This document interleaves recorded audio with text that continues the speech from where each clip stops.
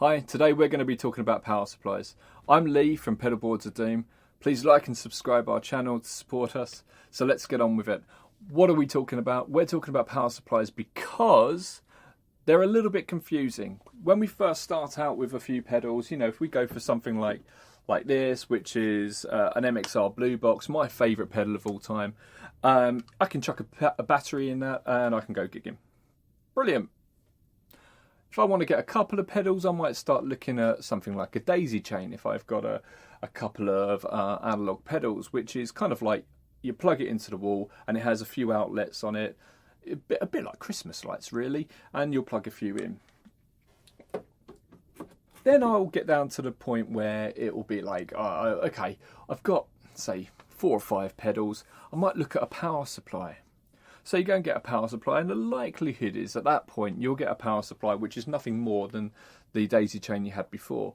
And all it is it's in a box, because that's how a lot of manufacturers did it. That was my first power supply, which I didn't know. I just thought it would be a solution. Little did I know that it was just the same as what I'd been using before. As we go along, we start to realise that there's such things such as isolation and current draw and these sort of things. And that's because pedals are becoming more and more advanced as we start buying more and more of them. It's a booming market at the moment. And, it gets complicated. So why do we need isolation? Isolation separates the different outputs. And this is because digital pedals like the Boss DD500 or the Eventide Black Hole that you see here, they're digital pedals and sometimes they have some artifacts in them.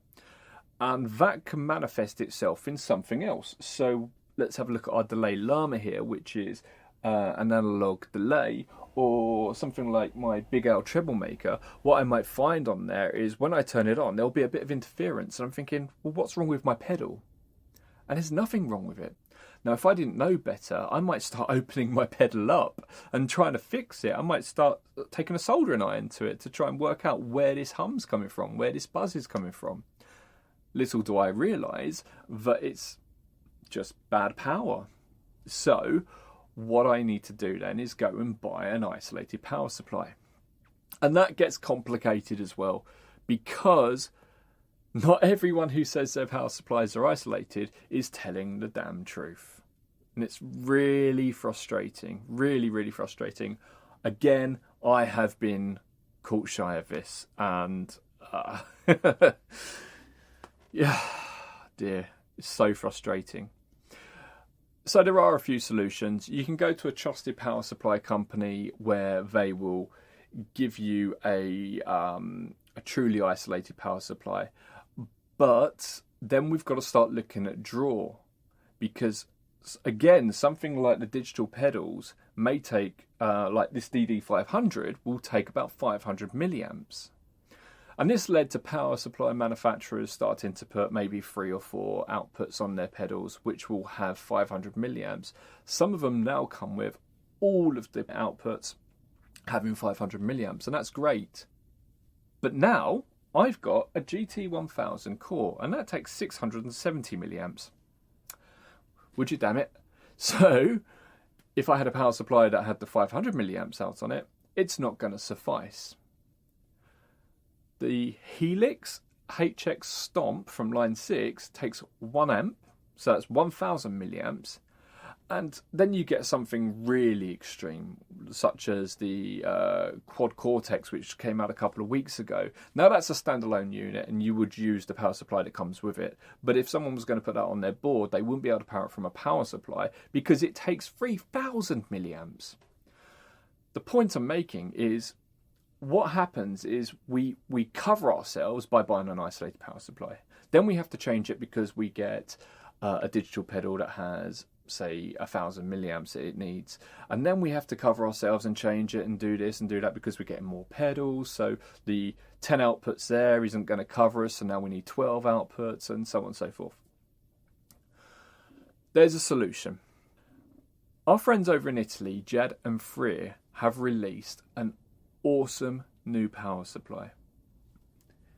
Its output is 24 amps, not 5 like most companies, largest, no, not even most companies.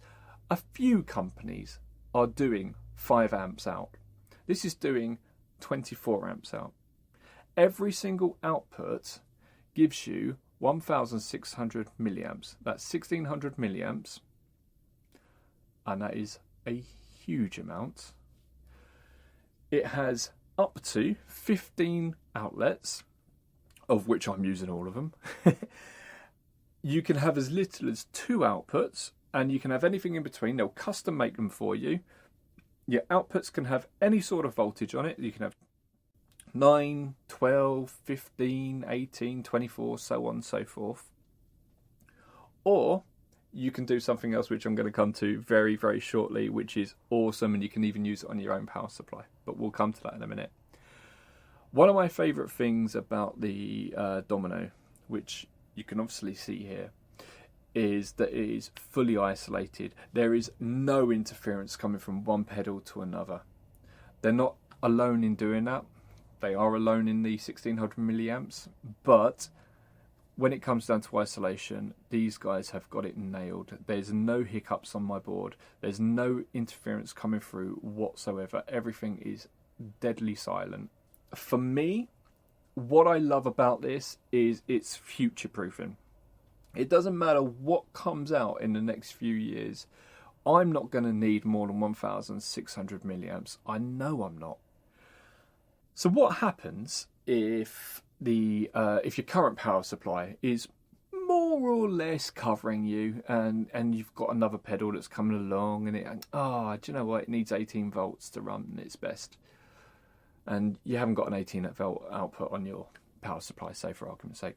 Or let's say you have a Domino, but you went for all 9 volts like I did, and suddenly you've got a pedal that takes 18 volts or 15 volts.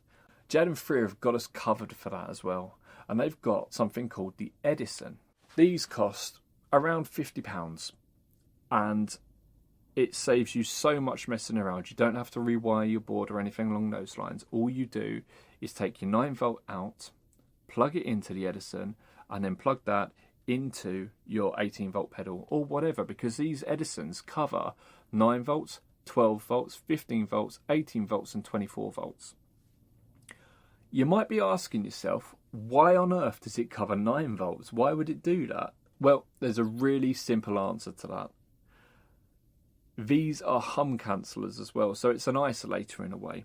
What happens is if you've got a pedal that is interfering with other pedals, a bit like I gave the explanation of a digital pedal making an analog pedal hum and so on and so forth, what you can do is quite simply plug this in, and then you won't hear the artifacts from your digital pedal into your analog pedal. So it can turn your not so great power supply into a pretty decent one, as well as giving the option to change the voltage,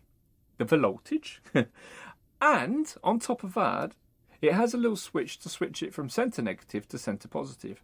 Now, the majority of pedals you buy today, the input on them is centre negative, which goes against the rest of the world, because everywhere else, everything uses centre positive. But in the land of pedals, we use centre negative. So you should get that. You got positive and negative on your electricity, and one pin does one thing, one pin does the other, and we swap them around in pedals. That's because that's what Boss did back in the years past, and everyone kind of copied them, so we have unified power. For example, the Line 6 DL4, which came out years and years and years ago, those range pedals, they were centre positive. What a pain in the bum.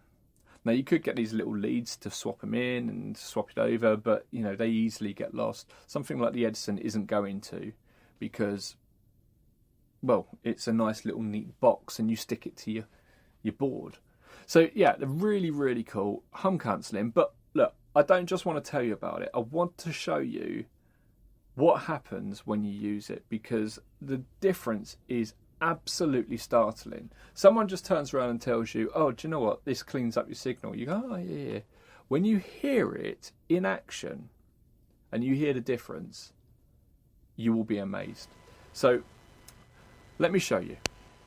So you can hear that switch noise when we turn the Tai Chi on and off. we turn the super fuzz on and it'll accentuate it.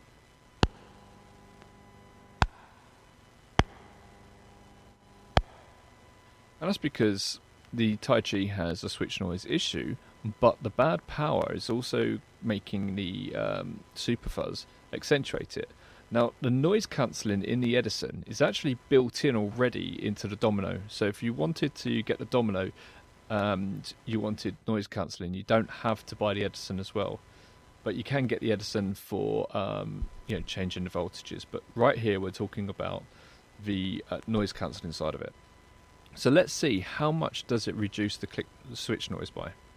That's the super fuzz on. I'm not being funny, you can barely hear that. That's really, really, really quiet.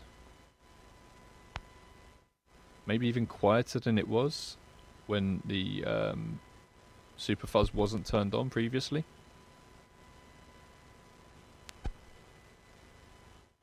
You can get other things though, not just switch noise.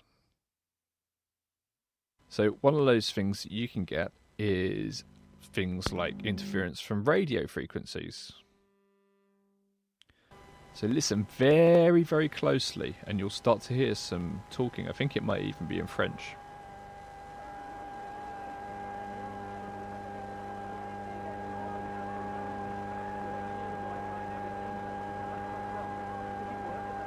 Now, if you're gigging, you don't want that coming through in between, when you're doing sets and so on and so forth. It's horrible. So what we're going to do is we're going to see, can the Edison get rid of even something along those lines?